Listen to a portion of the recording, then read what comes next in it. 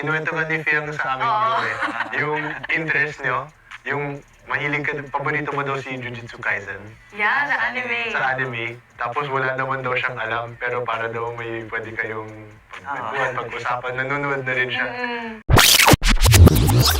Ngayon, pinapanood ko naman na yung favorite niya.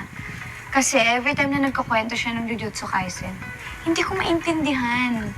Okay. Ngayon Hindi ko nakahabol ka na. maintindihan. So parang ako, every time na nagkakwento siya, may nasasabi din akong opinion ko about character na anime. Alam mo yun, nagpapalitan Nagbabatahan kami. na kayo. Oo. Ang cute Para naman at least meron kaming conversation about Jujutsu Kaisen kasi Sa favorite interest niya talaga. niya. Oo. Gusto kong maintindihan kung gaano siya kasaya every time na nakikita niya si Gojo. So ako ngayon, pinapanood ko na yung Jujutsu Kaisen para magkaintindihan kami. Eh, tanong naman sa'yo bro, ikaw naman, ano yung mga interests or hobbies ni Fiang na hindi mo talaga, or hindi mo naman gusto sa una, pero ginagawa mo naman din para may sabay mo siya. So, Yung simpleng labas lang, ganun. Like, pagkain sa labas or coffee, ganun.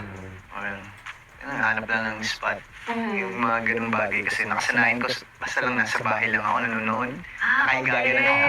so chill lang. No, relax lang. And then ito naman si Piang, maraming gustong gawin. So, sa kasasama ko, sa kakaimbita niya sa akin, nakasanayan ko na rin na to the point na ako na yung nangangakit. Tara, Oh, saya bro, galing. tara dito.